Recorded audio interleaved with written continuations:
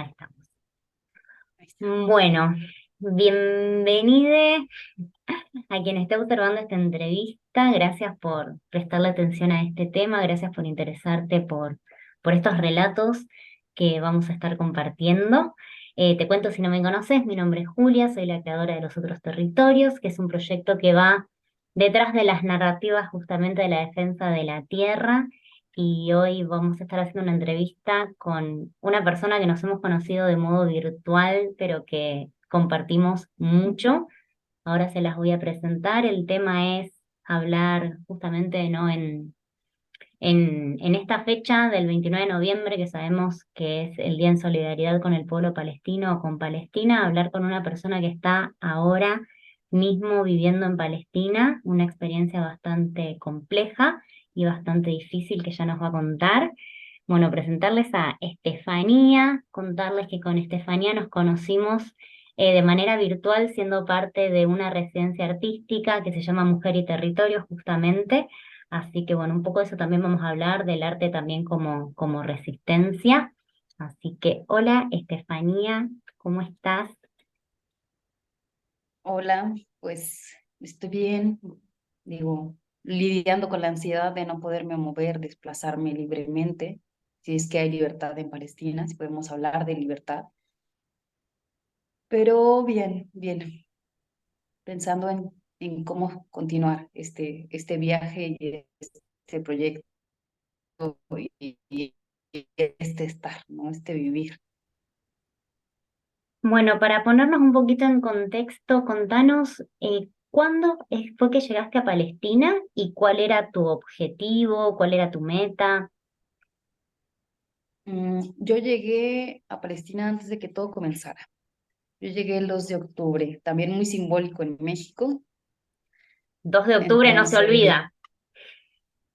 exactamente. Y para mí tampoco se me olvida, tanto por la fecha importante en México como mi entrada a Palestina siempre ha sido horrible. Ya es la segunda vez que vengo y siempre es muy violenta, siempre me toca que me detengan en el aeropuerto, siempre ha sido una cosa horrible y terrible como esta cuestión de seguridad que se tiene por parte del gobierno israelí dentro del aeropuerto de Ben Gurión. Es horrible, ¿no? Yo, o sea, terminé así de, quiero irme de aquí, quiero salir, quiero regresar, es como llegar al lugar en el que me siento segura, que era en el lado de territorio palestino, que, bueno, todo es Palestina, pero bueno. Entonces, yo llegué el 2 de octubre y vengo con un proyecto artístico, iba a trabajar con el Teatro de la Libertad en Jenin, en el campo de refugiados de Jenin, y justo pues hablando sobre el territorio, ¿no? El proyecto que yo tengo se llama Memoria Cuerpo Nakba, y iba a derivar en una pieza escénica que la pieza escénica tiene por nombre Nakba, Territorios Ocupados de mi Cuerpo, ¿no? Era toda una investigación, bueno, sigue en pie, es toda una investigación sobre la memoria de la Nakba, la mujer en la memoria de la Nakba, la mujer como parte de esta resistencia palestina y esta lucha por el territorio, y cómo se modifica el cuerpo femenino ante eh, estos procesos de violencia sistémica, ¿no? Y cómo lo entendía yo como mujer mexicana, con mi contexto de violencia mexicano, ahora en este otro contexto que pues es Palestina, ¿no? Cómo es estar frente a este muro de 8 metros, que es horrible y terrible. Claro que el cuerpo se modifica frente a eso, ¿no? Cómo se modifica el cuerpo cada que las palestinas tienen que cruzar 2 veces al día por estos puestos de control, por estos torniquetes giratorios que también son terribles, que son unas esperas agobiantes e interminables, y también un poco investigar, que eso no sé si lo pueda lograr, ¿no? Ya, cuál es la violencia que usa el gobierno de Israel, las fuerzas de ocupación, específicamente con las mujeres, porque para cada individuo tiene una táctica de violencia distinta. Dios mío. Entonces, pues este era mi proyecto y un poco sí lo viví, un poco sí lo viví, debo decirlo, porque yo llego a Jenin el 4 de octubre, me tomó 2 días llegar. de Jerusalén a Jenin por cuestiones de tiempos, de que llegué muy tarde. Palestina es muy pequeño, es un territorio bastante chiquito que yo creo que si no hubiera ocupación lo recorres en 6 horas, 7 horas Ujú. de norte a sur, o sea, es muy pequeño. Y yo llego a Jenin y estoy los primeros 4 o 5 días en el campo de refugiados con la gente del teatro, un poco relacionándome con ellos, relacionándome con el espacio, como entendiéndolo a partir de mi cuerpo, ¿no? Y a mí me daba mucha risa como el pensar que mi miedo como mujer mexicana era, o sea, no eran las detonaciones que había por estas demostraciones o manifestaciones que constantemente hacían en Jenin, como para decir estamos aquí, estamos resistiendo. No era eso, o sea, yo pues tristemente no me asustaba escuchar una detonación de un arma de fuego, pues porque si bien no me ha tocado en México vivirlo como frontalmente, pues sí, sí es algo muy cercano que yo constantemente escuchaba pues detonaciones de arma de fuego en la ciudad en la que yo vivo, ¿no? Y entonces mi miedo de salir en las noches era que me fuera a salir un hombre, ¿sabes? Como este miedo que tenemos las mexicanas de no sabemos si vamos a regresar a nuestra casa, nos da miedo salir en la noche porque no es seguro, porque es muy violento, porque hay muchísimos feminicidios. Entonces ese era mi miedo, ¿no? Como caminar sola en la oscuridad del campo de refugiados o de la misma ciudad de Jenin. Y yo me reía, o sea, me daba cuenta que, pues, como por el miedo, me aguantaba la respiración y de repente decía, ay, no estoy respirando. Yo no, o sea, no, pues no, realmente los palestinos son sumamente respetuosos con las mujeres. Eso no iba a pasar, ¿no? O sea, eso que yo tenía en mi imaginario Mm. de mi territorio, de mi territorialidad, no, era absurdo, ¿sabes? No cabía en esta realidad. Se me ocurre, o sea, con todo lo que relatás, me parece muy interesante en muchos aspectos, pero quiero hacer una pequeña aclaración para quienes miren este video. Si quizás alguien no sabe sobre la Nakba que está nombrando Estefanía, les voy a dejar el link de otro video con otra entrevista que le hice a Sol Morel, que también estuvo viviendo en Palestina unos meses, que ella explica todo sobre la Nakba para que no nos vayamos de tema y nos quedemos, digamos, con la actualidad de Palestina, que todo tiene que ver con la Nakba, por supuesto, pero para que no sea eterno. Pero te escuchaba y por supuesto que me identifico muchísimo con tu relato, con este miedo como mujer, ¿no? Como mujeres que somos de estos miedos que nos toca vivir. Pero también pensaba, ¿no? En esto que introducías también como tu proyecto y digo, cómo los cuerpos de las mujeres, dependiendo de las violencias a las que nos hemos acostumbrado, tenemos registros corporales de miedos, ¿verdad? Y que se Sí, activan, por ejemplo, esto en la oscuridad y estando en otro territorio, quizás el peligro sea otro, pero nuestro cuerpo ya tiene una memoria que responde a un miedo. sí, Y eso yo creo que cambiando de miedo, pero todas las mujeres transitamos por esa sensación, ¿verdad? ¿Qué transformación sí. has sentido en tu Sí, y que para mí cuerpo? Trayendo un poco tu proyecto también, ¿verdad? creo que yo Creo que más que lo que yo he sentido como esta transformación en mi cuerpo es superar el umbral del miedo, ¿no? Si bien creo que en México el miedo era algo muy paralizante para mí como mexicana y como a muchísimas mexicanas más les ocurre, eh, y que tal vez no sé, puedo ser bastante impulsiva, que eso ya es como desde mi persona, eh, que es como una cuestión que se contrapone y que se contraponía mucho en México, como entre que entras en shock y entre que de repente era muy impulsiva. Aquí en Palestina creo que mi cuerpo ha traspasado esa barrera del miedo y ha aprendido a sobrevivir, ¿no? Como cómo se modifica mi cuerpo en la sobrevivencia, que es tienes que activarte, ¿no? Y activarte en todos los sentidos, que puede ser estar en una situación de alerta constante, que si bien en México la tenía, no es como acá, que es todo el tiempo, todo el día, a cada hora.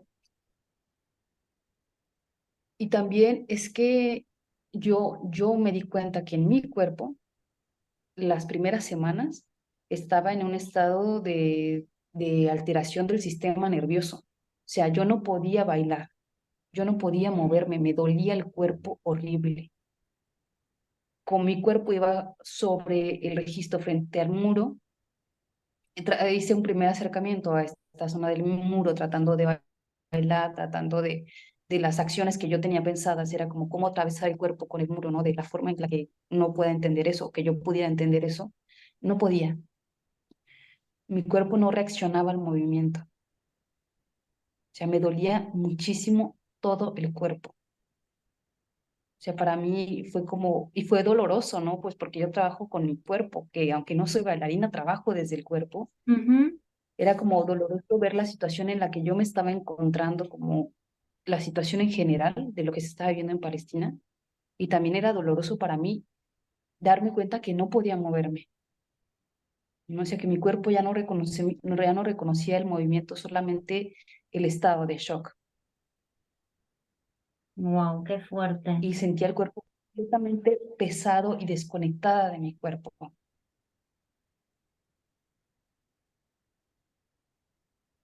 Y lo sentía como mucho, como en la zona como del torso, me sentía muy pesada y o sea, realmente me dolía mucho y todavía como cuando intento bailar o moverme, me doy cuenta o sea, que como todo el tiempo estás alerta, aunque Sí, sobrepasas el umbral no hay de descanso para el cuerpo, no hay descanso para el cuerpo físico. Estefanía, no, no lo hay. ¿cuánto, bueno, contaste un poquito esto, ¿no? De que siempre es la segunda vez que vas a Palestina y siempre te demoran en el aeropuerto. ¿Cuándo fue que estuviste antes? ¿En qué año fue? En 2018, ¿En en 2018? agosto del 2018. ¿Y fuiste también con un proyecto de arte? O, ajá, ok. Sí, vine con un proyecto artístico que era más de investigación sobre la llave palestina, Ujú. como símbolo del retorno, o sea, como investigar como la memoria del objeto llave, ¿no? Qué ¿Qué significaba para los palestinos la llave después de la Nakba? Y, y sobre todo a los palestinos del 48 que aún conservan las llaves de sus casas cuando fueron desplazados, para los palestinos de ahora y para los palestinos fuera de los campos de refugiados, que es muy distinto lo que significa para unos y para otros. ¿Y con qué te has encontrado en ese momento? ¿Qué respuestas has encontrado? ¿Algo que nos puedas compartir? Me imagino que debe ser infinito, pero Pues era muy variado, ¿no? O sea, para la gente fuera de los campos de refugiados decían, ah, claro, pues sí es el símbolo como del refugiado palestino, ¿no? Es como si tú le muestras la llave a un palestino, claro que va a entender sobre qué estás hablando, ¿no? ujú, Pero ya no lo sentían tan cercano. O sea, más bien era como, es el símbolo de ellos, ¿no? De los refugiados. Aunque realmente lo que significa y simboliza, creo yo, es la división de su territorio. claro, claro. Claro, por ahí para poner un poquito en contexto a algunas personas que no sepan, ¿no? Cuando fue este día de la Nakba, ¿no? En el 48, literal, eh, los echaron de sus casas, o sea, literalmente, así como ridículo suena, le dijeron, hola, se tienen que ir, y ellos se fueron de sus casas y conservan la llave de su casa, ¿no? Por eso es un símbolo de fe súper poderoso y que sostiene también la resistencia, con la fe de que algún día iban a volver a entrar a sus casas. Lo cuento y se me pone la piel de gallina. Con la fe de que algún día iban a volver a entrar a sus casas, ¿no? Esas casas, la mayoría están ocupadas por colonos ahora, ¿no? Y muchas fueron destruidas, bueno, Pues ya no existen. claro, hoy ya no existen muchas, pero sí conservan su llave, ¿no? Entonces, como símbolo de resistencia y como símbolo de esperanza, eso es lo que fuiste un poco a investigar, ¿cierto? Sí. Entonces, a partir de esto, pues un poco entre que, pues yo no hablo árabe, Ya, tampoco hablo mucho inglés, pero entendía el lenguaje corporal qué y interesante. entendía lo que ellos me decían. yo traté de traducir sus palabras a través de mi cuerpo y empecé a hacer una pequeña danza que yo llamaba la danza del gran retorno Qué frente a lindo. los puestos de control israelí, ¿no? O sea, yo me cambiaba, me ponía un vestido y empezaba. Me regaló un chico del campo de Aida, del campo de refugiados de Betlehem. Me regaló la llave de uno de los hogares, de sus hogares. Él me decía, como yo tengo el registro de que la casa es mía, ¿no? En realidad es de su tío, ¿no? Que es de mi tío, ten la llave porque si tú llegas y quieres hablar con alguien así, va a ser muy difícil para ti. Pero si tú llegas y les muestras la llave, ellos van a empezar a hablar y realmente así sucedía, ¿no? Yo no Wow, decía nada, solamente sacaba la llave y la gente empezaba a contarme su vida entera. wow. Entonces, claro que sigue significando muchísimas cosas. Tan es así que yo no necesitaba hacer ni una sola pregunta, solo necesitaba mostrar un objeto para que ellos me contaran sobre ese objeto, sus memorias. Entonces empezaba a bailar es una danza con la llave palestina frente a los puestos de control israelí y Wow. ese fue mi proyecto, hacer intervenciones frente al muro y frente a los puestos de control. ¿Y eso se puede ver? ¿Está filmado o algo? Sí, sí, hay algunos links de YouTube, Ok. como sobre todo el proyecto. Hay fragmentos de las entrevistas. En ese momento yo estaba trabajando con un programa de Teatro de México que se llama Teatro para el Fin del Mundo. Wow, qué lindo. Y está como el proyecto de mi compañero, que hacía un proyecto dramatúrgico, que era hacer como una especie de storyboard y con ese storyboard intervenir el muro de apartheid con las historias que se iban creando a partir de los relatos y las entrevistas con gente de Palestina. Wow. Entonces, pues esto fue como mi primer acercamiento realmente como directo con Palestina en 2018. Y la verdad es que venir acá te cambia la vida, te transforma, creo que te hace comprometerte. Yo no sé, no creo que haya alguien que venga aquí que no salga como realmente con un compromiso de vida.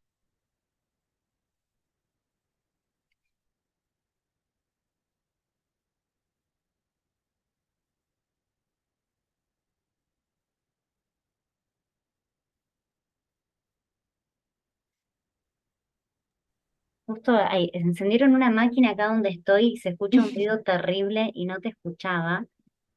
Em, Te iba a preguntar, ¿tu vínculo con Palestina, tenés algún vínculo sanguíneo o más bien político, de curiosidad? ¿Cómo fue que llegaste, digamos, a este interés Ar- Artístico. artístico? Fue una mera coincidencia, casualidad o destino, llamémosle como queramos.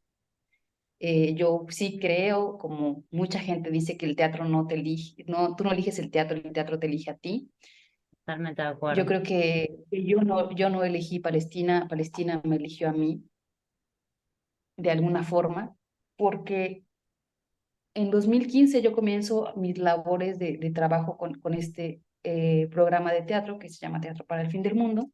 Ellos trabajan en espacios en abandono, condicionados por contextos de violencia o desplazamientos, zonas de desplazamiento que quedan pues en abandono, ¿no? En el norte del país, en el norte de México, en Tampico. Entonces yo me voy a vivir a Tampico para trabajar en este programa de teatro y me dan a escoger entre tres obras para comenzar el proyecto, ¿no? Hacer un proyecto de intervención en estos lugares que yo ya tenían bastante tiempo trabajando. Me dan tres obras en folders negros, en carpetas negras. Y me dicen, como léelas, aquí tienen las tres, escoge una y esa es la que vamos a trabajar contigo. Entonces yo les digo, no, la que agarre en este momento así, esa va a ser. No, digo, yo no sé, no me gusta No. trabajar así, sino la que salga. La que salga es Intuitivamente. la que... Sí, la que salga es la que ya estaba como puesta para que fuera. La abro y el título de la obra de teatro se llama Bulldozer, ¿no? Decía Bulldozer, la comienzo a leer y es la cita de una chica palestina con un soldado israelí. Wow, Entonces me dice, ¿cómo estás segura? Y yo, sí, sí, estoy segura que yo dije que esta iba a ser y esa va a ser, solamente dame tiempo, porque yo no puedo hablar de algo que no sé, ¿no? O sea, o que tengo nociones, pero que no lo sé completamente, porque obviamente yo tenía nociones de lo que sucedía acá, claro. pero no del todo. Eh, y pues creo que lo he dicho mucho, ¿no? O sea, cuando sucedió el asedio a Gaza, yo estaba en la preparatoria con otras cuestiones y cosas en mi vida, ¿no? Era una chica de preparatoria que vivía su vida como cualquier chica de preparatoria que sí estaba como muy al pendiente de lo que sucedía en mi país, pero más como en mi contexto de mi país, ¿no? Claro, De las elecciones en México y estas cosas. Siempre he estado como muy cercana a lo social y lo político, pero en ese momento era como más en mi inmediatez. Y, y le digo, como dame un momento, déjame leer. Y entonces yo empiezo a investigar, investigar, investigar, investigar, pero pues no, no como lo decía, ¿no? O sea, no solamente como superficialmente, sino así me aventé un clavado de tratar de buscar por todos lados, ¿no? O sea, desde lo artístico, desde lo político, desde lo social, sobre Palestina. Y realmente sí lo escogí así como estos tres, quiero ver qué pasa, o sea, cómo es Palestina desde lo artístico, cómo es desde lo social, cómo es desde lo político, y me empecé a investigar y dije, yo creo que ya estoy un poco preparada, no sé, no me sentía preparada del todo, pero dije, creo que ya podemos. Y montamos esa obra, estuvimos un buen rato trabajándola y yo ya no, o sea, ya wow, no me soltó, Palestina ya no me soltó, yo seguí investigando, investigando así, pues casi por casi 3 años, hasta que vine en wow, 2018. wow. Qué conexión realmente con ese pueblo. Yo creo que hay algo, esto, ¿no? Un poco de lo místico también, de cómo una conecta con determinados pueblos también y por algo será que Palestina te ha elegido para contar de algún modo su historia, su realidad a través del arte, ¿no? Que también es un desafío. Sí, Y y que creo que no, no me es ajeno, o sea, que pensándolo como hablando de México, Palestina y pues toda Latinoamérica, creo que todos tenemos la misma herida, que es la colonización, entonces no nos es ajeno lo que sucede para acá, no nada. somos, o sea, seguimos siendo, y creo que lo que nos une es que somos el sur global, ¿no? Y la situación en todo el sur global es la misma, es lo que nos une, ¿no? Nos une la misma herida. Tal cual, sí. Em, Hay algo que nos une a todos los pueblos de alguna manera también, ¿no? Que es justamente, o sea, por un lado sí la herida, pero por otro lado también creo que nos une la esperanza y nos une también la comunidad, ¿verdad? O sea, como que eso también es algo que nos es muy propio, con toda la diversidad que eso también trae, ¿verdad? Y con todo lo rico que es también lo que cada pueblo encuentra también como norte y como esperanza. Te quería preguntar, bueno, esto, ¿no? Del 2 de octubre, de llegar un 2 de octubre a Palestina, ¿no? Quienes no sepan qué pasó el 2 de octubre, bueno, fue una masacre tremenda, ¿no? Sobre la plaza de Tlatelolco, que fue también como eh, un hito también histórico, ¿no? En las movilizaciones mexicanas, así que, bueno, les invitamos también a investigar sobre el 2 de octubre, pero digo, es muy simbólico. ¿Cómo te sentiste en ese momento de llegar, trayendo tu historia a un territorio que también tiene su propia historia, ¿verdad? Y que conecta contigo de un modo muy particular? Sí, pues te digo, creo que, no sé, las casualidades y las causalidades de la vida. Yo busqué llegar el primero porque como mi beca comenzaba el primero, o sea, es que era como de 3 meses primero a primero. Pero no había espacio en los vuelos y pues el 2 de octubre. Y cuando me dijeron como es, ¿llegarías tú como el vuelo es para el 2 de octubre? que pues no hay más, o sea, claro que no se olvida y claro que no se me iba a olvidar, ¿no? O sea, para mí era muy importante también en ese sentido, como, pues sí traía como mucho en mi mente, como el 2 de octubre no se olvida, y pensaba, claro que no, para mí era muy importante, tanto como mexicana como mi regreso. O sea, yo busqué por 5 años volver. Claro. Sí, tenía 5 años sin volver a pisar como tierra palestina, y con el compromiso y mi trabajo de 5 años, para mí era, o sea, realmente era algo que deseaba muchísimo, y fue algo muy simbólico, o sea, muy, muy simbólico llegar el 2 de octubre. También porque, aunque, pues bueno, como muchos mexicanos tenemos la noción del 2 de octubre, no todos sabemos muy bien qué es lo que sucedió, o es algo que seguimos teniendo muy, muy vivo. Y pues como te digo, mi trabajo va siempre mucho desde lo político y lo social. Yo he trabajado muchísimo tiempo sobre el 2 de octubre. De hecho, Wow. tuvimos un proyecto bastante largo, como de casi 2 años, 2 años y algo, que se llamaba Tlatelolco Estudio, y surgió dentro de un departamento, ¿no?, en Tlatelolco, y hablaba sobre pues esta lucha estudiantil del 2 de octubre, que terminó pues en la masacre de estudiantes. Y, y pues para mí, o sea, era todavía sumamente pues más importante, ¿no?, pensar en todo ese proyecto que fue muy bello y muy doloroso también de estarlo trabajando y reviviendo, y también pensaba como en la resistencia, en la resiliencia y en todo lo que venía yo a hacer acá, ¿no? Como decía, claro, es que se unen las luchas en este día. Para mí es como si algo las hubiera como unido todavía de una forma mucho más fuerte, entender que lo que yo venía a hacer aquí se trataba de lo mismo que yo estaba haciendo en México, ¿no? Como de entender la resistencia desde todos los lugares. Te contaba, viste que al principio te contaba que, bueno, que había estado, antes de que empecemos a grabar la entrevista, que había estado en México recorriendo distintos territorios. Y para mí fue, te quiero compartir esto, ¿no? Pensando en las causalidades. Uno de los territorios en los que estuve es una ecoaldea que se llama Huehuecoyol, no sé si la habrás escuchado, queda cerquita de Tepoztlán. Tiene la fama de ser la primera ecoaldea de México, ¿verdad? Y de América Latina. Entonces es como, bueno, un emblema, etcétera. Y una de las fundadoras, yo le preguntaba, ¿no? Sobre el origen, y ella me dijo, es que el origen fue el 2 de octubre.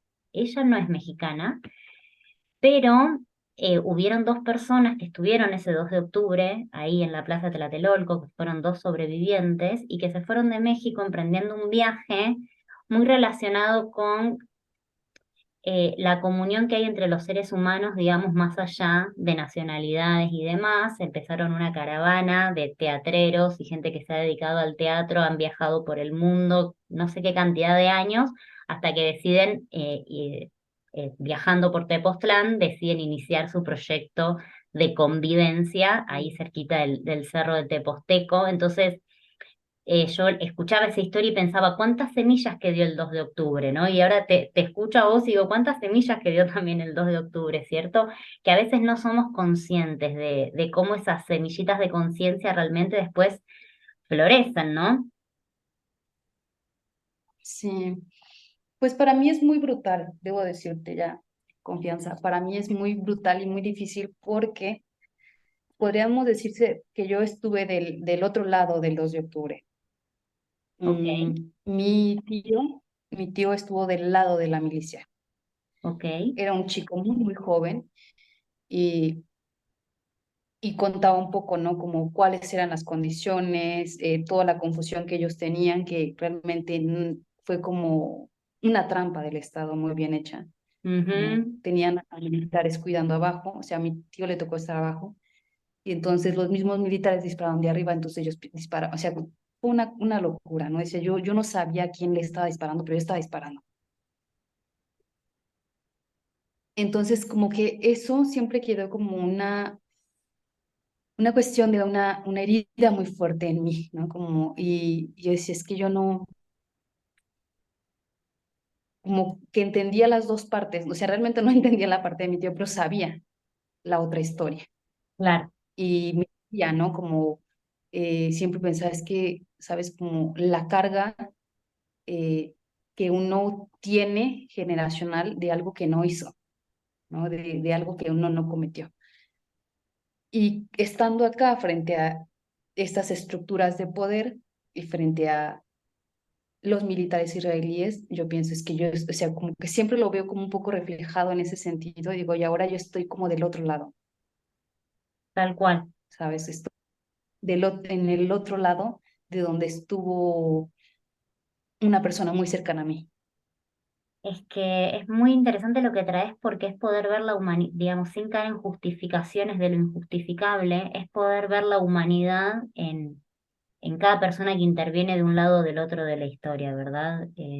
Digo, y no por esto vamos a justificar nada, pero es poder verlo desde ahí, porque también hay una tendencia, ¿no? A ver al enemigo o al que está del otro lado, ya no como un ser humano y no como un sujeto, sino como el sistema o como algo medio ajeno también a la humanidad. Y me parece que ahí nos perdemos muchas matices también, ¿verdad? Para ver las realidades. Estefanía, Sí, y creo ¿cómo?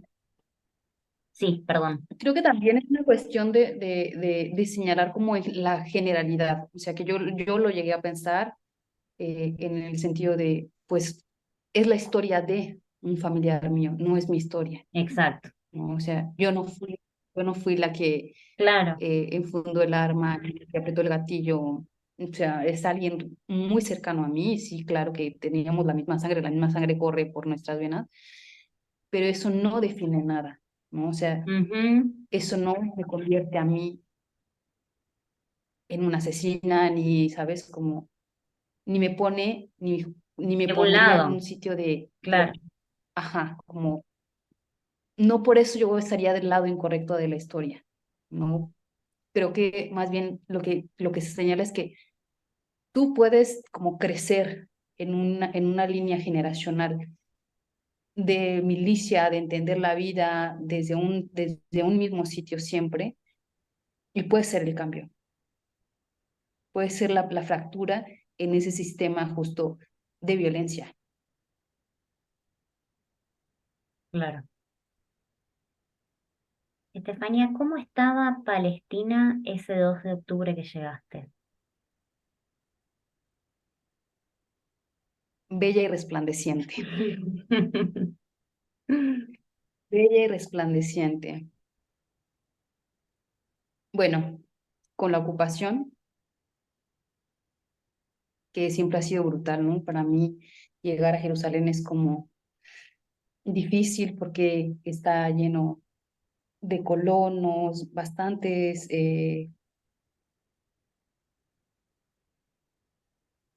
israelíes armados, mujeres armadas, ¿no? Civiles con armas, y eso es como para mí muy, muy, que no me cabe. Es como, pues, no es como caminar por cualquier ciudad, no es como caminar por cualquier país, es un país bastante militarizado. Ujú. Eh, la mayoría de los chicos acá, de la gente acá, sobre todo los chicos que están en el servicio militar, siempre traen armas, siempre portan armas, aunque estén vestidos de civiles. ¿Y cómo es? Y es muy común verlos así. Porque yo creo que nos cuesta muchísimo a la mayoría, y por más informados que estemos de algunas cosas, imaginarnos cómo es en lo cotidiano ser palestino con Palestina ocupada, ¿no? ¿Qué nos podés contar con respecto a eso? Digo, por ahí hay muchas personas que no saben en lo concreto qué tanto influencia en el día a día, ¿no? El ir a trabajar, el ir a la escuela, el transitar por la calle. ¿Qué es lo que has visto? ¿Qué nos podés contar de eso? Pues mira, creo que más como contarlo desde mí, quisiera primero empezarlo a contar desde cómo lo vive mi amigo, que fue lo primero que yo hice, ¿no? Ese 2 de octubre fue después de la pesadilla del aeropuerto de Tel Aviv, de Ben Gurión. Me fui, me senté a tomar una cerveza con mi amigo tranquilamente o sea, así estaba, ¿no? Como para ir y tomarte una cerveza. Y empezamos a platicar, ¿no? Y me decía, este es como una zona de Jerusalén que es como parte de Israel, era un lugar israelí, venden cerveza palestina y israelí, y convivimos, en Jerusalén convivimos, vamos a las mismas escuelas muchas veces, en los mismos trabajos, hablamos, llegamos a tener muchas veces una convivencia estable, pero claro que yo los miro con resentimiento y ellos me miran con resentimiento a mí. Wow.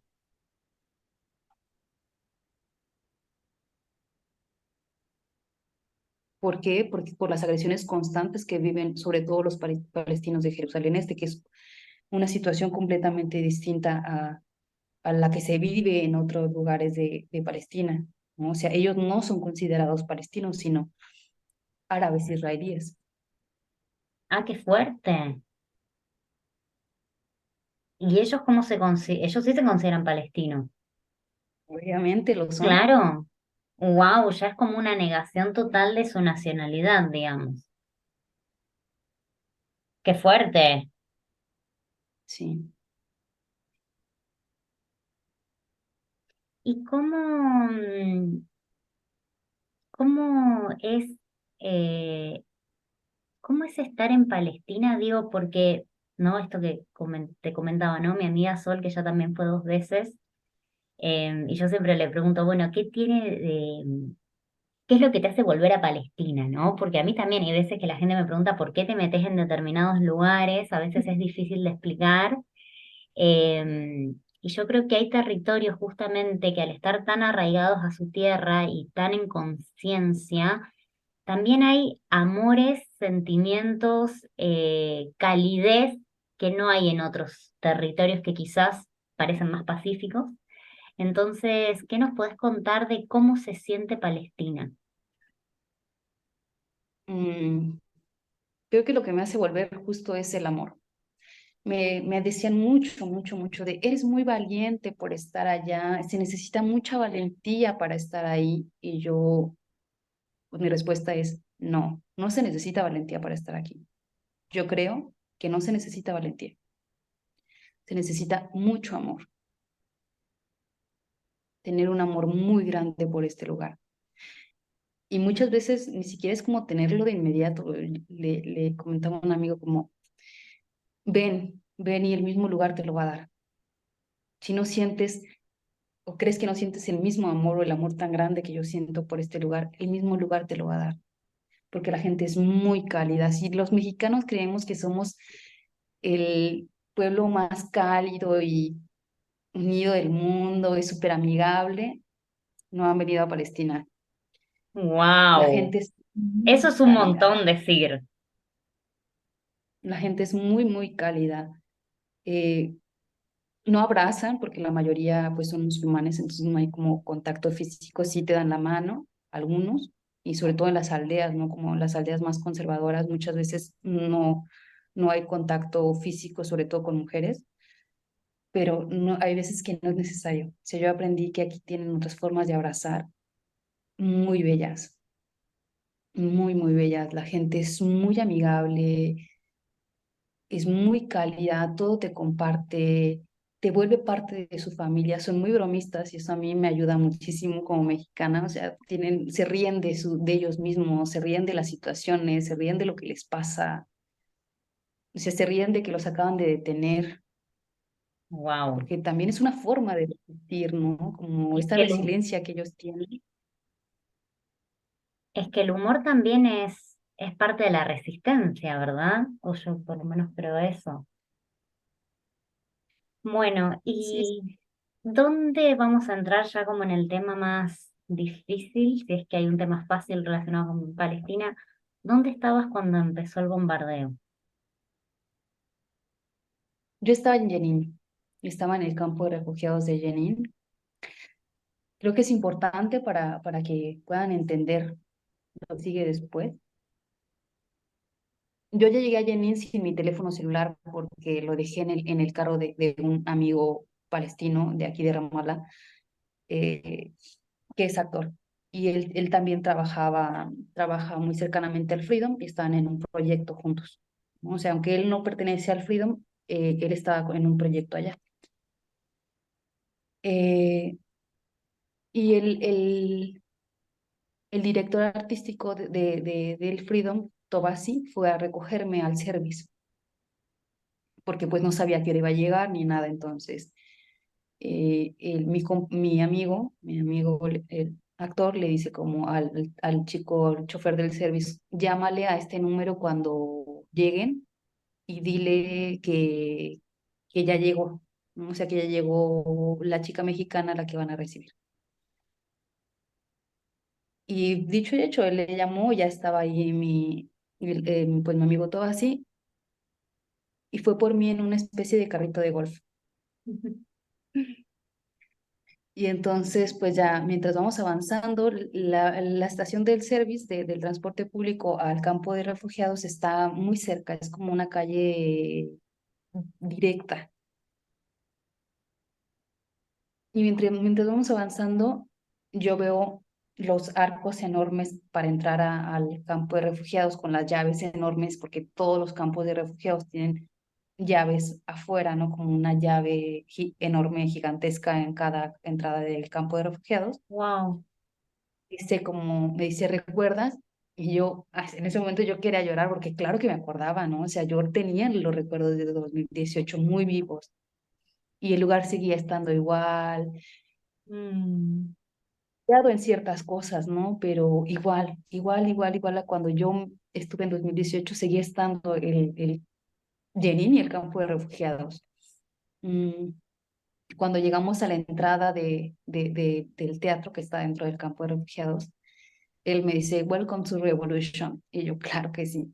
Sí, o sea, realmente sí es la revolución.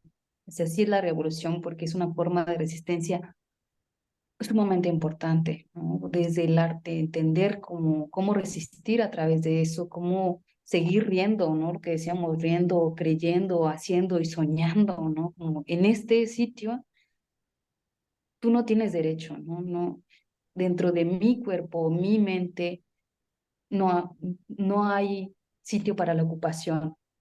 En este wow. momento, aquí, puedo ser libre, ¿no? Me Aquí yo puedo parece, ser libre. me parece súper interesante, perdón que te interrumpa, pero en esto que, bueno, muchas veces decimos las mujeres, ¿no? El cuerpo como el primer territorio a defender, ¿verdad? Y como pueblos también. Y, y digo desde lo psíquico también, ¿no? Como no puedes colonizar mis pensamientos, ¿no? Como, o mis sentimientos. Me parece que ese es un lugar de resistencia clave también. Porque si nos Sí, ganan los pensamientos, porque digo a mí, y a mí, me ha pasado a mí de sentirse que uno no puede, que no es suficiente lo que hace, ¿no? Como digo, y sí. reivindicarnos desde ahí como realmente personas con potencial, quiero decir, ¿verdad? Y entonces iba llegando. Y pues llegamos, nos estacionamos y él me dice eso. Claro que lo que sí había distinto en el teatro es que estaba lleno, completamente lleno de imágenes de mártires, ¿no? De personas asesinadas por las fuerzas de ocupación, porque Jenin ya estaba siendo constantemente atacado antes de este 7 de octubre. Yo lo sigo diciendo y repitiendo, lo que sucedió el 7 de octubre fue a consecuencia de lo que ya estaba pasando en Palestina, que eran agresiones constantes. Ellos tuvieron 20 días antes de que yo llegara un festival de teatro feminista, ahí Wow. pues dentro del campo de refugiados, y, en ese momento, mientras estaban en una presentación, el campo de refugiados fue atacado. Y todavía no era el 7 de octubre. Me parece súper importante que comentemos esto, digamos, y dejarlo en claro porque, digo, no hay una versión de que todo empezó un 7 de octubre, como que antes nada venía pasando, y por supuesto que se alzan la voz, muchas voces explicando que, bueno, que no, que esto empezó, y veníamos nombrando la Nakba, ¿no? Como que desde ahí para acá nunca frenó en realidad el ataque. de Israel contra los palestinos, contra Palestina tal cual.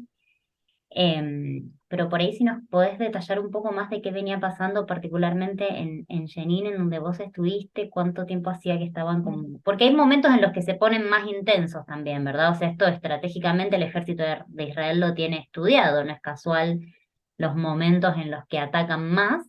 Pero bueno, ¿cómo estaban un mes para atrás o un año para atrás? O lo que nos puedas comentar, digamos, más de lo más cercano a esta fecha, ¿no?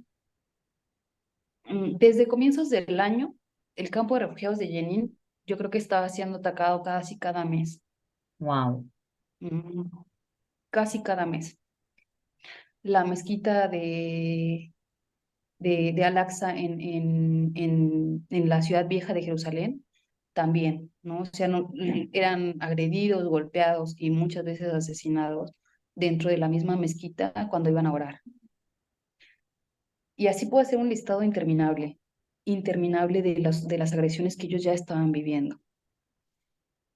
Palestina, el gobierno de Palestina y los palestinos hicieron un llamado internacional para intervenir y frenar las agresiones de Israel contra ellos. Y nadie, o sea, hicieron caso omiso al llamamiento que ellos estaban haciendo, de por favor, están desplazando muchísima más gente, el bloqueo en Gaza se estaba intensificando ya, estaban siendo agredidos cuando iban a orar. No, es que es tremendo, es Y en el tremendo. campo de refugiados de Jenin sí hay resistencia armada ilegítima, porque no tienen ejército, Palestina no tiene derecho a tener ejército. Eh, Estaba siendo constantemente atacado. Te digo, yo creo que como si una vez al mes estaba siendo atacado, pero 2 meses antes de que yo llegara, hicieron un ataque muy, muy fuerte al campo de refugiados con drones. Fue desde, creo que 2008 si no me equivoco, 2008 2000 sí, 2008. No me quiero equivocar, pero antes de eso ya tenía muchísimos años que Israel no atacaba con drones Ok, el campo de refugiados. O sea, fue un ataque muy, muy fuerte. Y para mí ese ataque fue brutal, porque yo en 2018 conocí a una niñita que tenía 9 años cuando yo la conocí. No sé, yo siempre había dicho que yo no trabajo muy cercanamente con los niños, pero pues todo ha venido cambiando y pues en Yanina no hay muchos niños. El campo de refugiados trabaja con niños, o sea, con infancias y adolescencias, sobre todo. Es una escuela, les dan clases de teatro, clases de artes escénicas a niños, niñas y adolescentes. Y las producciones que se hacen son para ellos y con ellos. lindo. Entonces, pues hay muchísimos niños. El teatro ya está como rodeado de edificios. Está rodeado de edificios, está completamente lleno de abarrotados de departamentos y familias que viven ahí. Entonces, detrás del teatro hay como una explanada donde colindan los edificios y hay un pequeño kiosquito donde la gente se sienta a convivir, ¿no?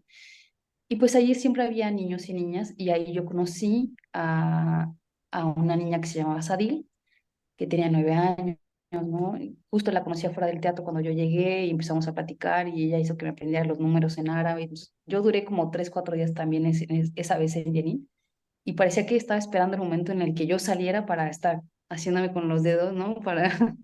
Qué linda. Y todo el tiempo, amigo, todo el tiempo.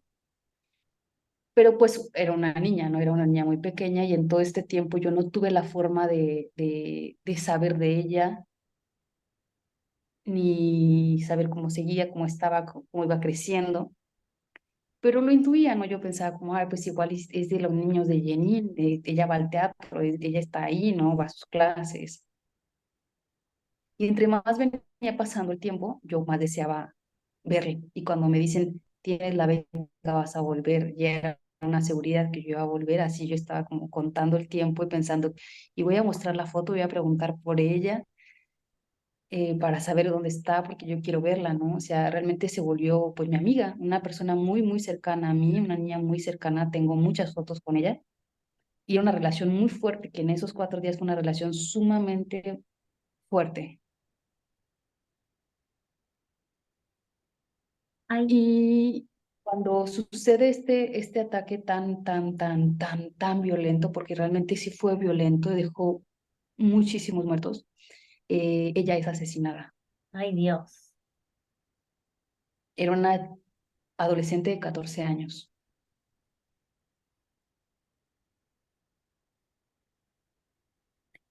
Entonces, no tiene, o sea, no,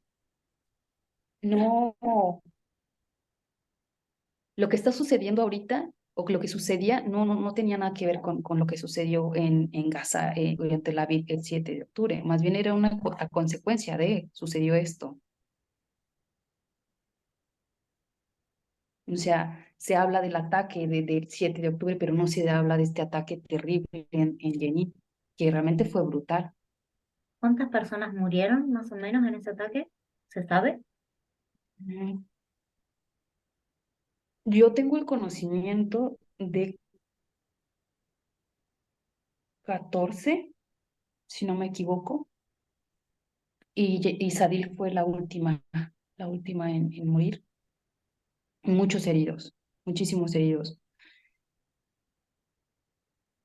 Y después de esto, pues sucede el ataque mientras están ellos en el festival y después, unos días después, entran con topadoras y destruyen pues la calle principal del campo de refugiados. Cuando yo llegué ya lo habían reconstruido, o sea, no fue tan grave, por así decirlo.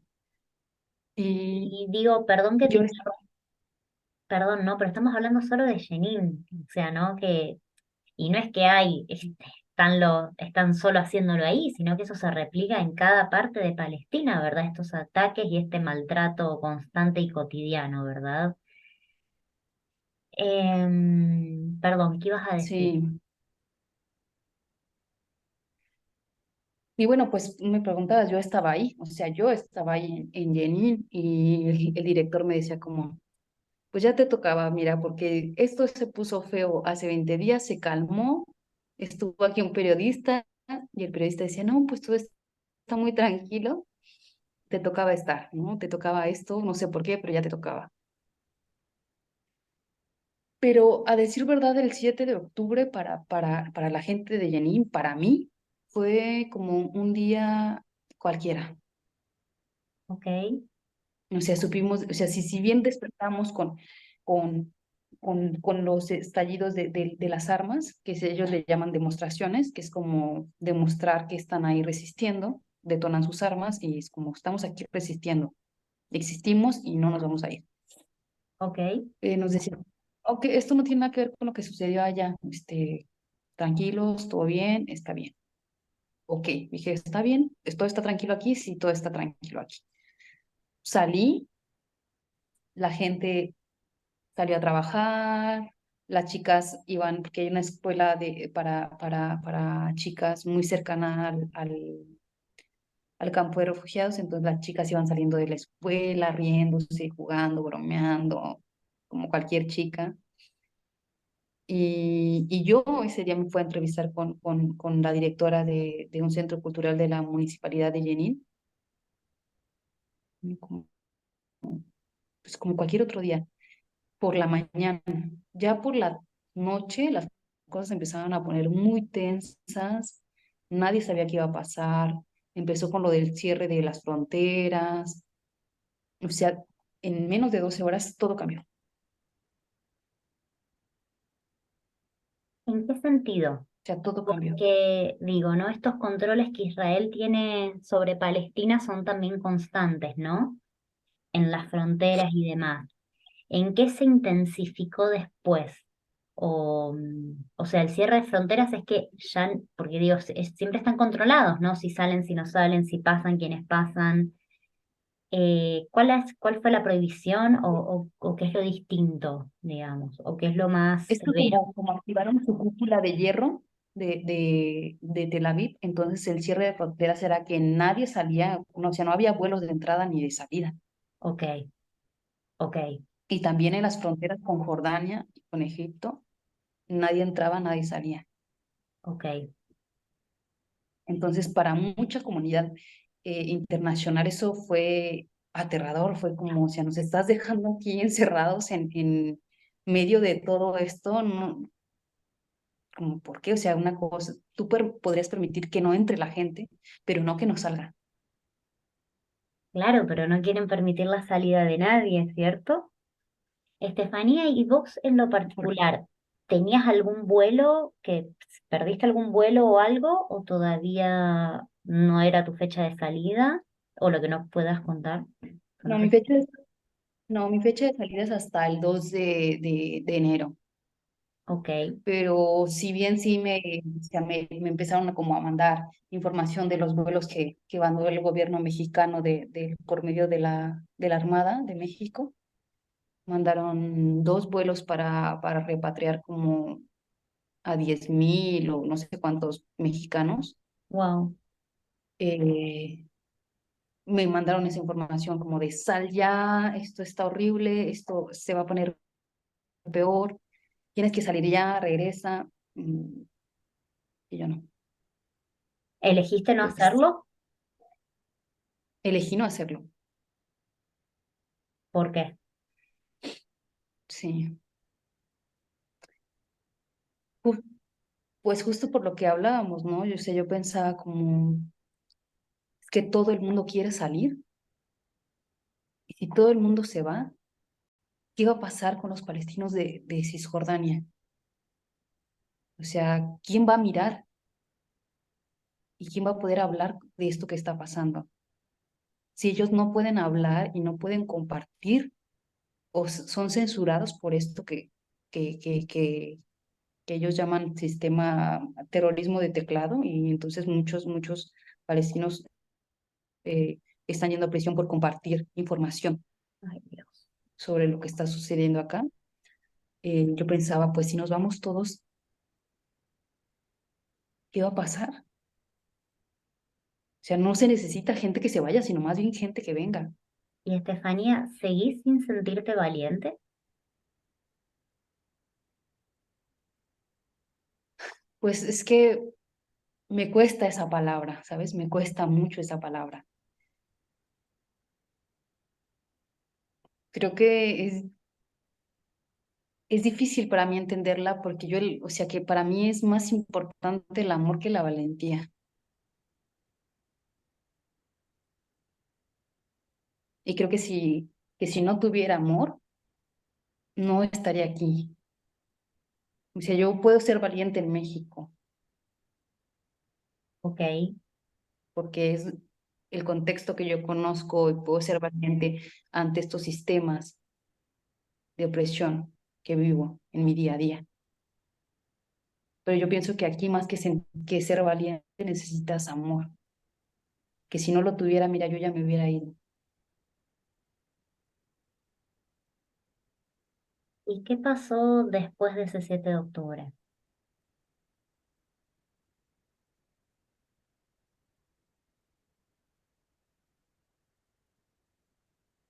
Hola. Después del 7, la gente del teatro ya como los 2 días después me dicen como esto se está poniendo muy mal. ¿Me escuchas? Sí, hola, hola. Sí, te escucho. Ok. Pues te digo, la gente del teatro me dijo como esto se está poniendo muy tenso, están cerrando las fronteras, eh, ya comenzaban a haber bombardeos en Gaza. Me dijeron lo más seguro, cosa que sucedió, es que van a atacar el campo de refugiados de Jenin. Tienes que salir de aquí porque este ya no es un lugar seguro. No te podemos tener aquí porque esto ya no es un lugar seguro.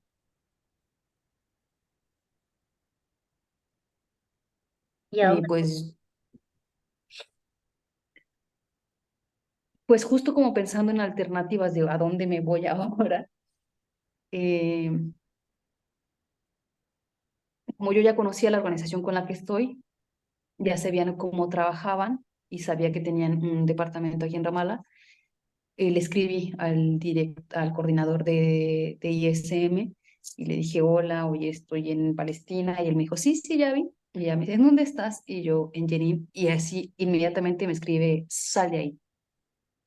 Wow. Tienes que salir de ahí ya. Trata de llegar hoy a Ramallah, busca la forma, sal ya.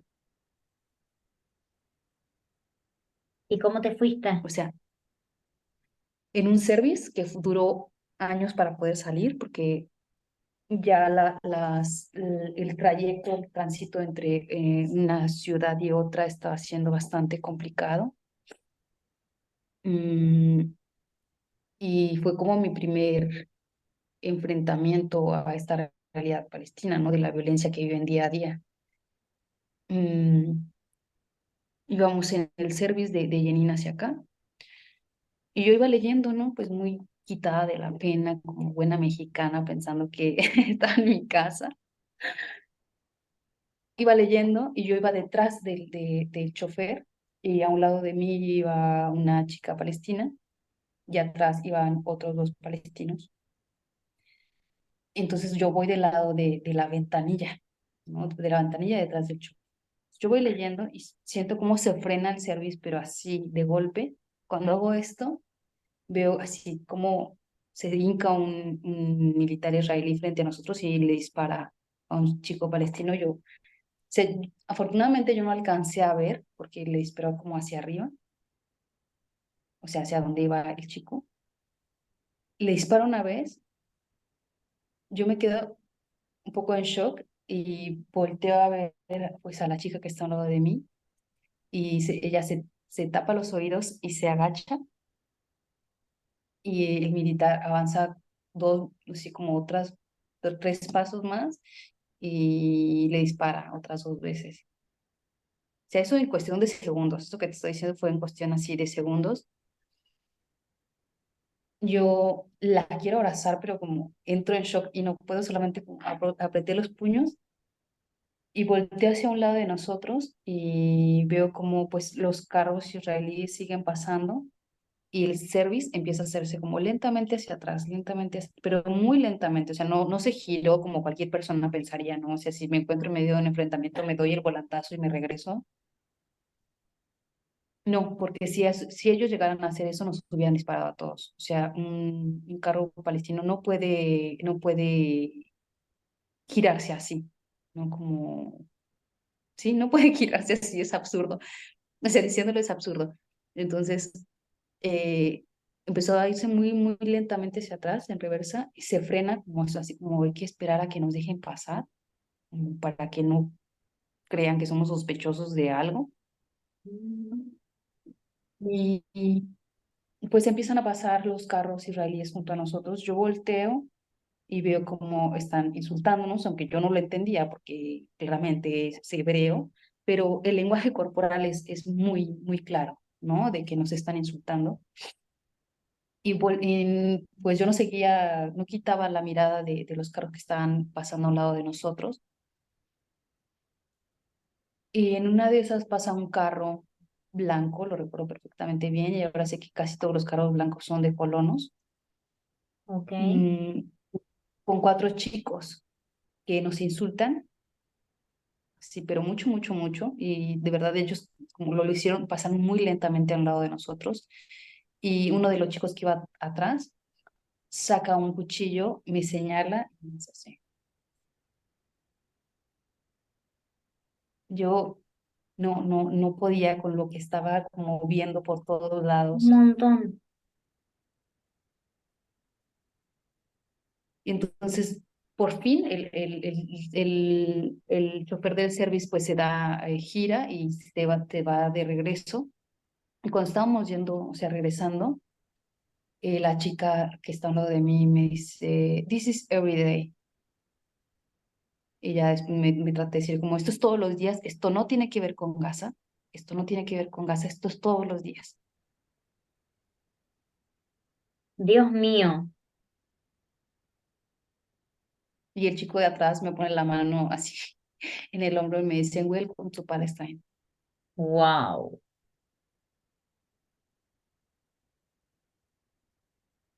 Y es la verdad, ¿no? O sea, dolorosamente es la realidad. Esa es la otra cara de Palestina, más allá, pues son, y es de reconocer, o sea, que sigan siendo tan amorosos y con esta capacidad tan fuerte de compartir y de entregar y de querer y de abrazar en medio de todo lo que ellos viven todos los días, ¿no? O sea, que no hayan perdido el sentido de humanidad. wow, wow. Sí, la humanidad y la dignidad, ¿verdad? Como eh, que creo que van un poco de la mano, ¿no? La amorosidad, la dignidad, la humanidad, la empatía, como que creo que es, no sé, escucho en tu relato, escucho esto todo el tiempo, ¿no? Se me viene como, como esas emociones todo el tiempo.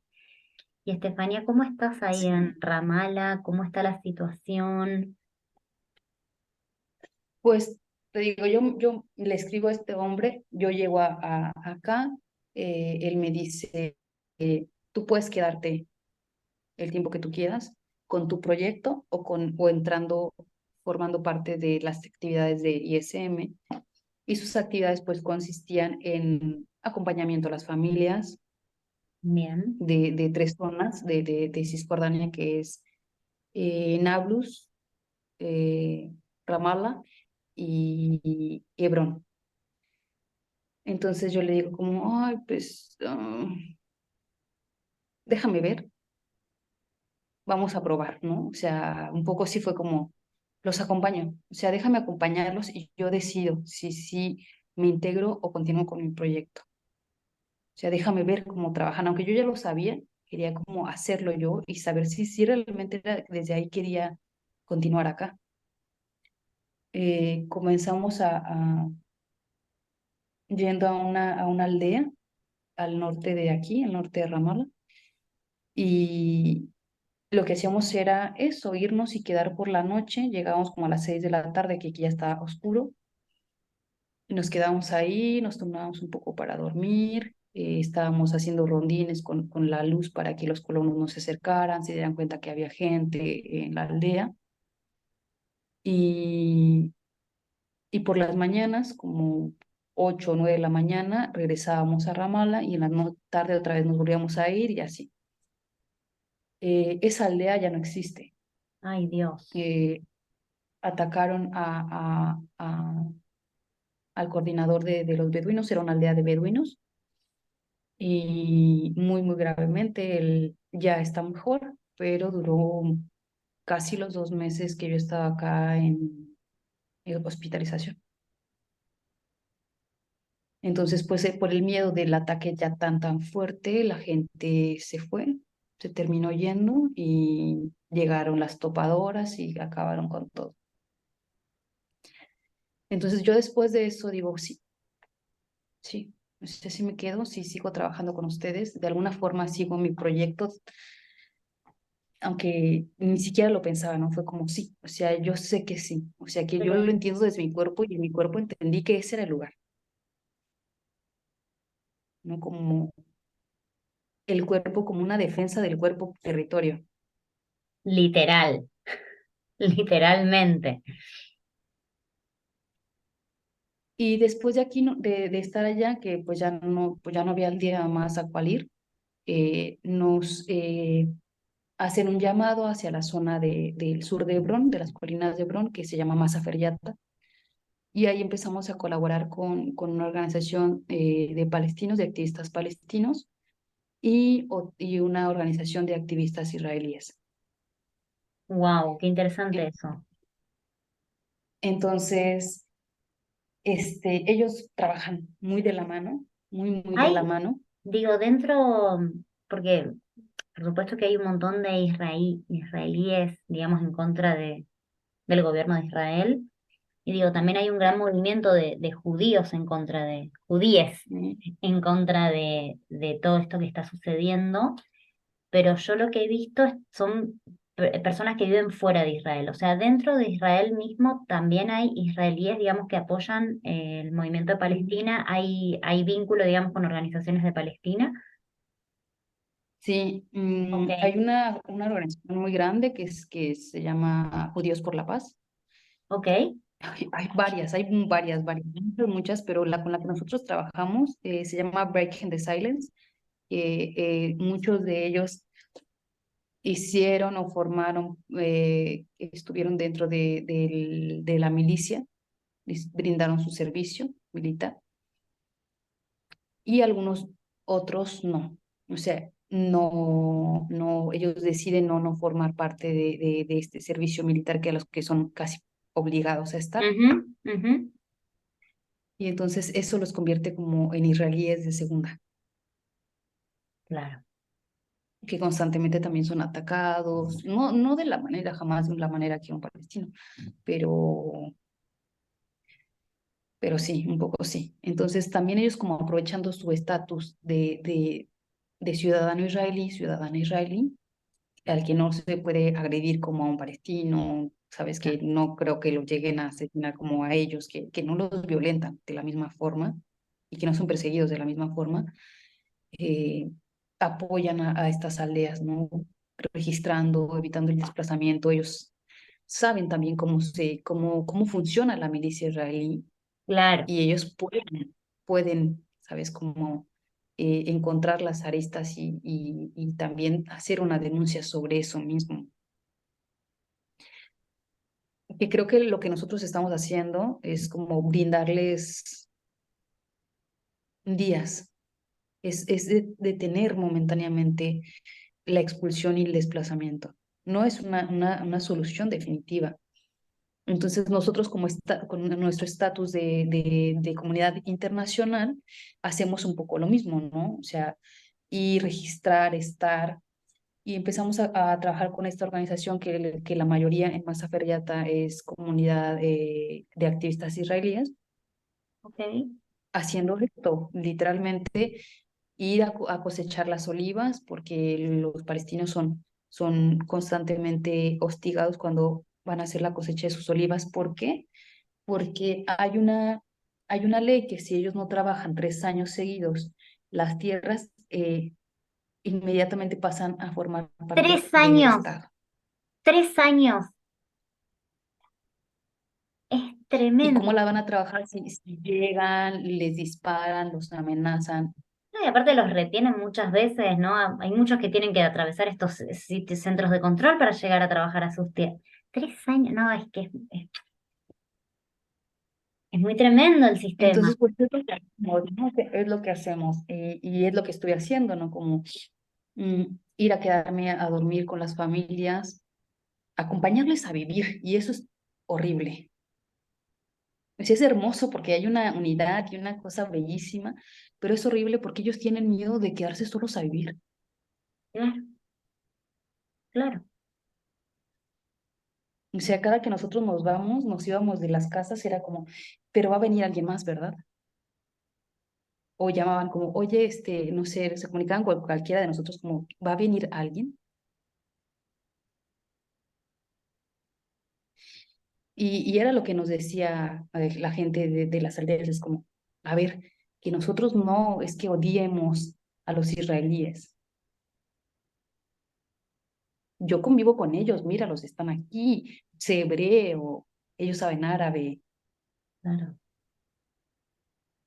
Qué fuerte. No, esto no, ni siquiera es como, más allá de que creo que ya es muy claro que no es un conflicto entre religiones, tampoco es un conflicto entre Entre árabes culturas, e israelíes. claro. Ni de nacionalidades, digamos. Es un tema de colonización y de ocupación, claramente. Claramente odian Claramente. al ocupante, ¿Cómo? que claramente yo, o sea, si alguien viniera a ocupar mis tierras, claro que yo odiaría al ocupante. Claro, claro. Y ni así, o sea, a mí me sorprendía que un chico de una familia nos decía como, a ver, que yo no los odio. Pues lo que yo no entiendo es porque ellos me quieren matar a mí. Claro.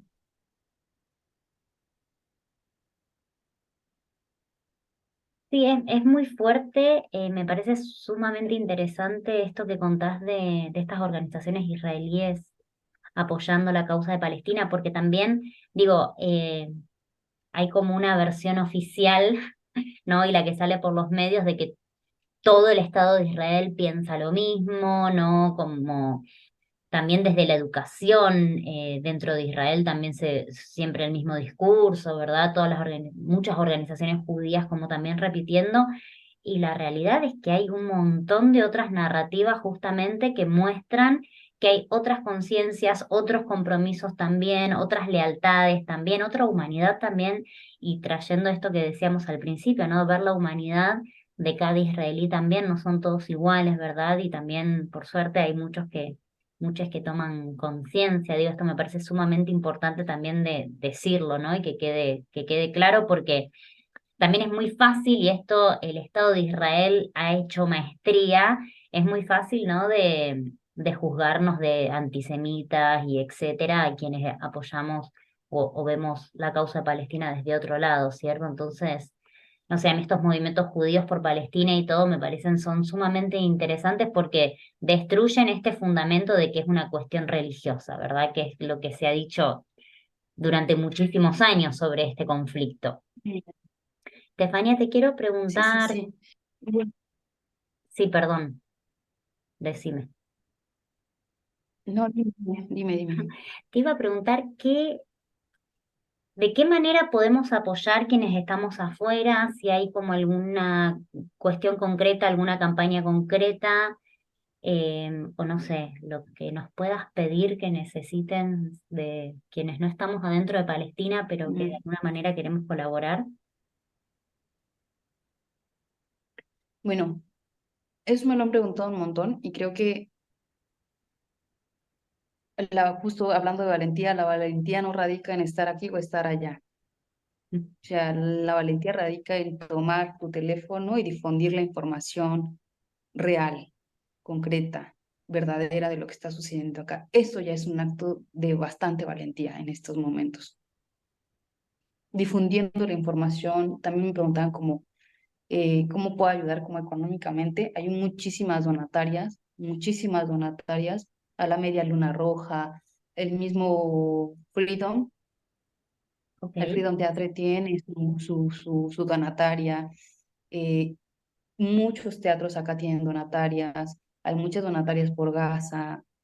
ISM tiene, se recibe y un poco nos mantenemos de, o sea, los espacios, ¿no? Nosotros también aportamos una cantidad para la gente de las aldeas, porque es como, vamos, nos quedamos allá, pero obviamente ellos ocupan dinero porque ahorita no pueden trabajar para comer, ¿no?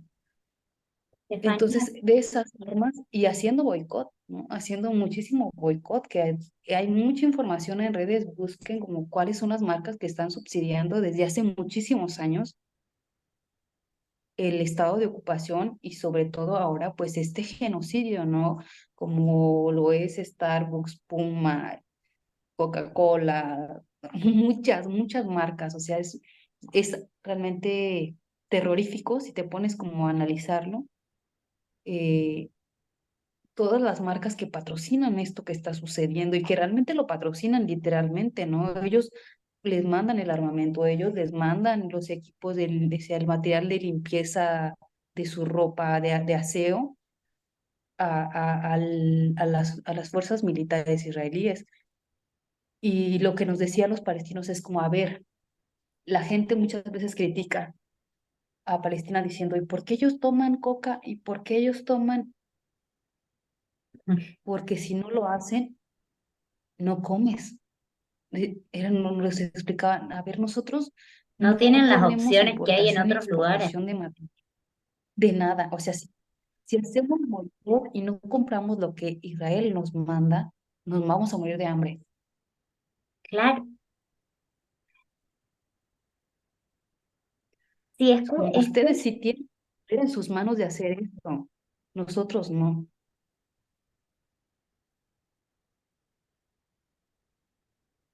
claro. Bueno, y vos estás viviendo con gente amiga, ¿cómo estás vos, digamos?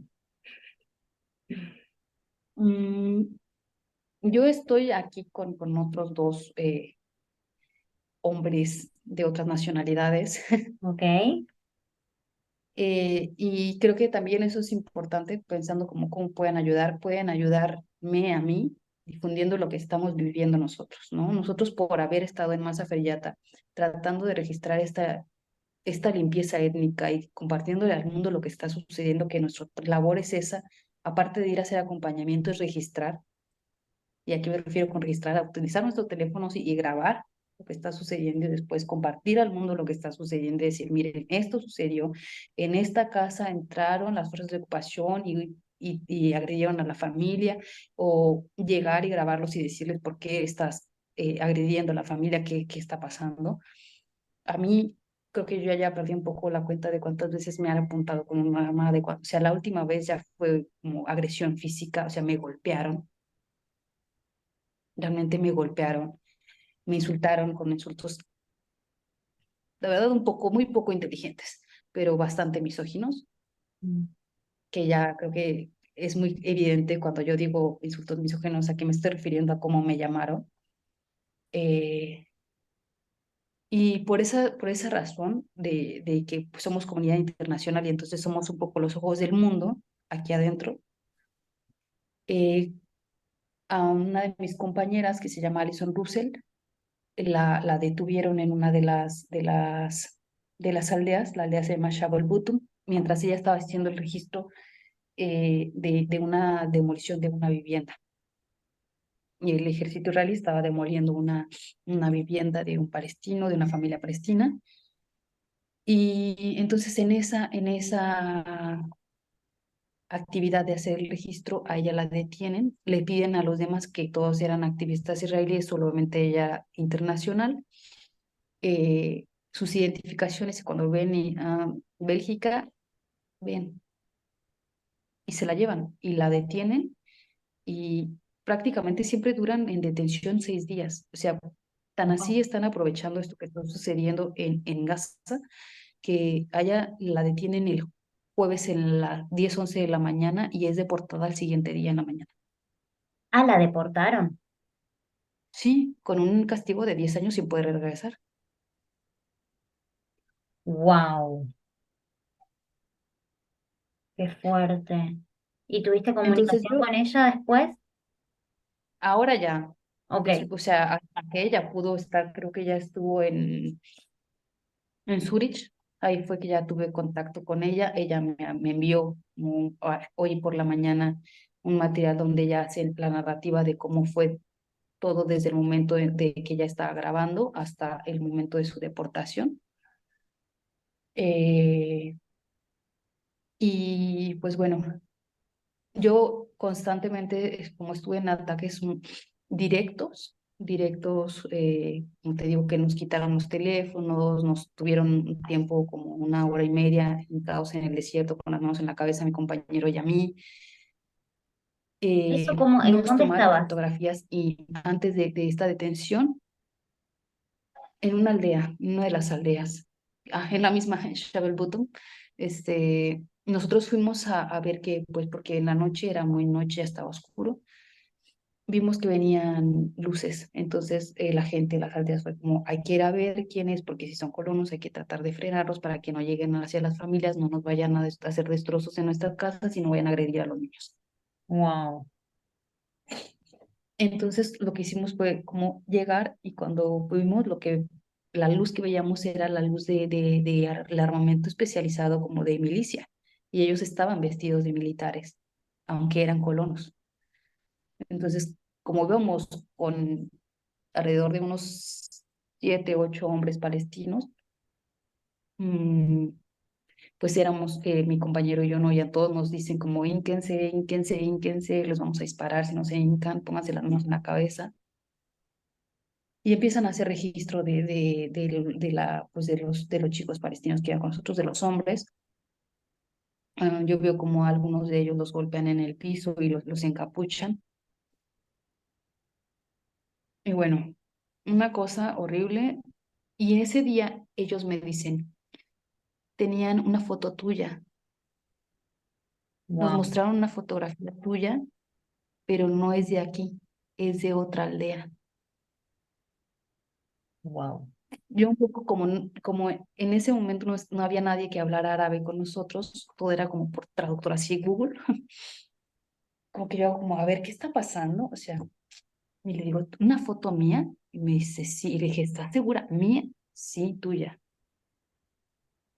Y entonces le digo a mi compañero, oye, esto me está diciendo, y me dice como, no, o sea, tú mañana te vas de aquí. Entonces le hablamos al coordinador de ISM y le decimos, mira, esto sucedió, se lo pasamos. Y me dice, sí, tienen una foto tuya, mañana tú te regresas a Ramallah, no puedes estar ahí. Entonces ellos ya tienen una foto mía. Yo me regreso, me quedo un tiempo acá, unos días, tiro toda mi ropa con la que estuve en ese tiempo en las aldeas y regreso con ya el cabello agarrado a seguir haciendo mi labor. Mientras estamos allá, vuelve a haber otro ataque, eh, como muy hacia nosotros. Y entonces tenemos que volver a regresar. Nos dicen, como están circulando, hay una información sobre ustedes en redes de la media israelí, váyanse. Entonces, ok, entonces volvemos a regresar. Y dicho y hecho, o sea, lo que estaba sucediendo era que eh, en los medios de comunicación israelí empezó a circular esa fotografía que efectivamente me tomaron a mí mientras yo estaba haciendo mi registro en una de las aldeas. Y de mi compañero, ¿no? Se nos tomaron una foto a los dos en ese tiempo, estando en las aldeas, y empezó a circular en una televisora muy importante de acá y en redes sociales, pues, de la media israelí, esa foto pidiendo nuestra detención y nuestra deportación y Wow. incitando a los colonos a agredirnos. Entonces, desde ahí ya éramos un blanco y ahora con la detención de mi compañera, pues nosotros nos regresamos así de, ustedes ya no pueden ir a Tehuani, tienen que salir y nos regresamos y nos damos cuenta de que efectivamente lo que está sucediendo es que los activistas, nosotros, sobre todo mi compañero y yo, estamos prácticamente como si fuera una cacería de brujas Dios mío. y y los activistas estamos siendo acusados de terrorismo, de pertenecer a Hamas y pues estamos siendo perseguidos. O sea, por eso es que yo estoy aquí.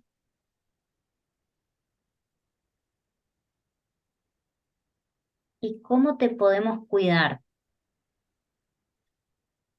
Creo que la forma de cuidarme es pues compartiendo lo que yo estoy haciendo acá, ¿no? Como las cosas que yo voy subiendo a mis redes, compartirlas. La gente luego me decía como, si puedes enviarnos, y yo, lo que pueden hacer es hacer una captura de pantalla de lo que, de las historias que yo vaya publicando en mis redes sociales y compartirlas y ir llevando un seguimiento de dónde estoy y qué estoy haciendo, ¿no? Y al momento de que si algo llega a ocurrirme, empezar a contactar a difundir lo que está sucediendo, si me llegan a arrestar, que esperemos que no, ¿no? O sea, que si me llegan a arrestar, empezar a hacer difusión y presión al gobierno mexicano para que intervenga, para que no sea deportada. Ok, O sea, aquí como este momento de la vida se llama evitando la deportación, porque pues sí, o ok, sea, realmente sería como, para mí se acabaría, o sea, se acabaría como la posibilidad de seguir trabajando y de regresar. ok. Contanos cómo está viviendo, o sea, más allá del horror y del dolor, ¿qué nos podés contar de cómo está el pueblo palestino, cómo están las mujeres, cómo están los hombres, desde tu apreciación, cómo se está viviendo, digamos, todo este horror? Pues creo que con mucha incertidumbre, o sea, toda la gente no sabe qué va a pasar, o sea, aquí y yo lo digo desde mí, o sea, estoy contando las horas de qué va a pasar después del cese al fuego, que en Cisjordania nunca hubo cese al fuego. O sea, ayer hubo 5 mártires en Jenin y lo que estamos viviendo o sea, creo que sí, más allá del horror y de lo terrible, pues es que no sé desde dónde abordarlo porque lo hablábamos con otra activista hace un rato, era, a ver, Janine está en escombros también. En este momento lleva, yo creo que como más de 10 12 ataques en todo este tiempo y ataques terribles. Y yo te contaba lo del campo de refugiados de la entrada, porque si yo regresara en este momento, o sea, si no hubiera llegado el 2 de octubre y hubiera llegado ahora a Janine, No encontrabas nada. Tobasi no me hubiera podido decir recuerdas, porque claro que no iba a recordar. O sea, porque esos recuerdos no iban a empalmarse con lo que mis ojos estaban mirando, porque ya no hay nada, ya no hay nada de lo que yo recordaba. O sea, si yo espero volver a Jenin, ya no va a ser el Jenin que yo recordaba, o sea, del que yo salí el 9-10 de octubre. Está completamente destrozado. Y lo que hablábamos con la activista que ya es de aquí, me nos decía, sí, y van a terminar con Yenir, y después van a seguir con Nablus, y después van a seguir aquí. Porque como va la cosa, así se ve. O sea, ya han habido bombardeos en Jenin, en Tulkarem, que está un poquito más al norte, muy pegado, muy junto, pero más al norte. Han habido bombardeos en Belén, Betlehem. Es como mm, las ciudades que más atacan es Tulkarem, Jenin, Nablus, Ok, después de la franja. Entonces, realmente sí, o sea, ya no les va a quedar nada que destruir en Jenin y van a seguir, continuar con Nablus. Y lo van a hacer porque la gente tiene un arraigo muy cercano con la ciudad vieja de Nablus. mm, ok, Ellos destruyen los lugares que son importantes. O sea, es una violencia brutal, ¿sabes? Es una violencia brutal, anímica, psicológica, sistémica, arquitectónica. O sea, lo que quieren borrar es como sus memorias, lo que es tal importante cual, para ellos. tal cual, qué fuerte. Estefanía, ¿y cuál sería el horizonte? Digo, ¿qué es lo que sería el cese del fuego? ¿Cuál sería el horizonte al que se puede aspirar, digamos? A la creación de un Estado palestino. Ese es el origen. Ese sería el No veo otra objetivo, ¿no? opción. Pero digo, lo primero que se busca es el cese del fuego. Sí, o ¿O sea, creo que o el qué es cese lo del que fuego busca la inmediato gente? y ¿O las personas en lo que Palestina busca la siguen gente palestina es eso. Por el eso te lo Estado digo, o sea, la palestino? creación de un Estado palestino. Ok, ellos siguen, ¿Por digamos, qué? Porque si su hubiera la norte. creación de un Estado palestino, es que si hubiera la creación de un Estado palestino no sucedería esto en Cisjordania, en la Franja, ¿sabes? Ellos tendrían derecho sobre su propio territorio, Claro, porque la realidad es que la Autoridad Nacional Palestina no tiene autoridad sobre nada. claro. Es mentira, es como maquillaje. No tiene autoridad sobre nada. Y muchos de los colonos nos lo dijeron a nosotros, ¿no? O sea, porque Palestina está dividida en zonas. La área A, que es como donde rige la Autoridad Nacional Palestina, la área C, la área B, donde están como un poco conviviendo ambos, la área C, que es como la zona de Israel. Ok, Y entonces yo le decía como, pero esto es área B. Y hay otras que ellos le llaman zonas de tiro, o sea, zonas de tiro. fuerte. Y en una aldea que se llama Halet al-Daba, hay unos letreros enormes, muy bonitos de grafitis, pero enormes, donde dice eh, familias viviendo, no es una zona de tiro. Qué fuerte. Y te digo, mientras muchas veces de las que nos detenían o que nosotros estábamos de llegar y evitar eh, que las familias fueran atacadas, hay muchas veces sí hubo contacto como de diálogo, de pues estar ahí esperando un poco como pues así sin grabar, pero que ellos se dieran cuenta que estábamos mirando, de charlas, o sea, de charlas con los colonos o con los militares y ellos nos decían como, es que todo para nosotros es área C. Y yo, ¿cómo? Sí, todo es área C. ¿De qué estás hablando? Tu vuelo decía Israel, ¿no? No Palestina. Palestina no existe, no sé qué es. Así. Fuerte, Entonces, fuerte. pues es que, claro que el cese al fuego es importante, pero eso no soluciona nada. Y no va a solucionar nada, porque como te digo, lo que sucede en Cisjordania no tiene nada que ver con lo que está pasando en la franja. O Claro, sea, no es un resultado de esa consecuencia de, más bien, lo que sucede en Cisjordania es consecuencia de lo que está sucediendo en Gaza. qué fuerte. Estefanía, ¿con qué nos querés regalar para terminar la entrevista? ¿Qué te parece importante que sepamos que yo no te haya preguntado?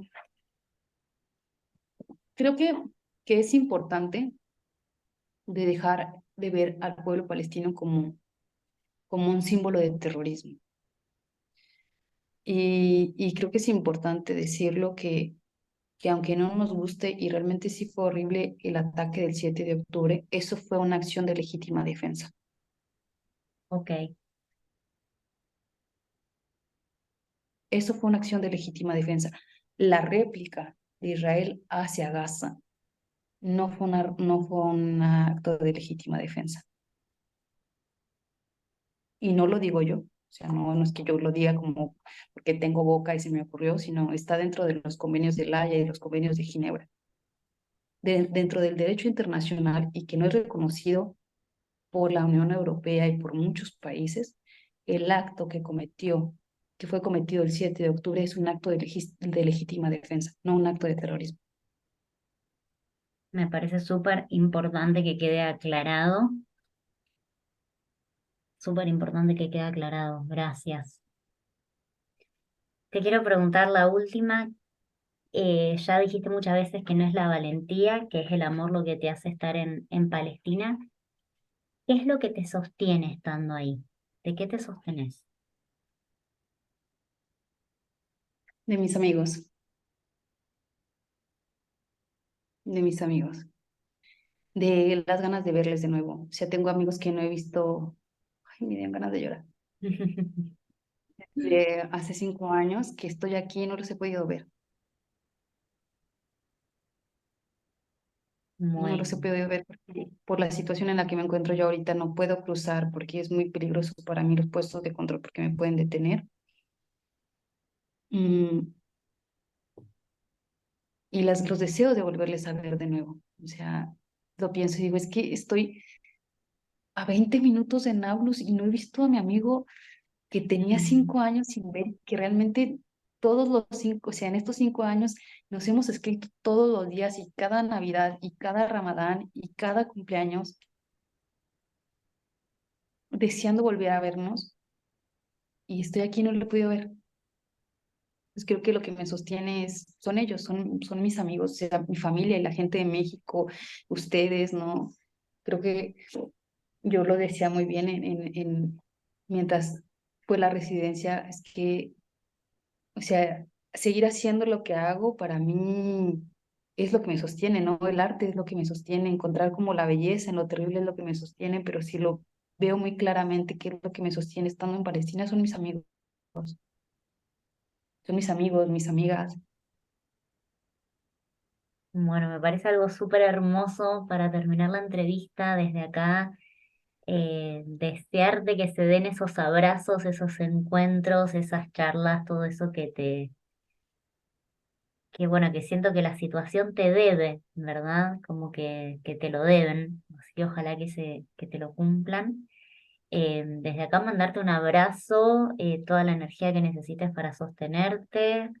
eh, bueno, reafirmar mi compromiso contigo, digamos, ¿no? De estar atenta a lo que publicás, a cómo estás, por dónde estás.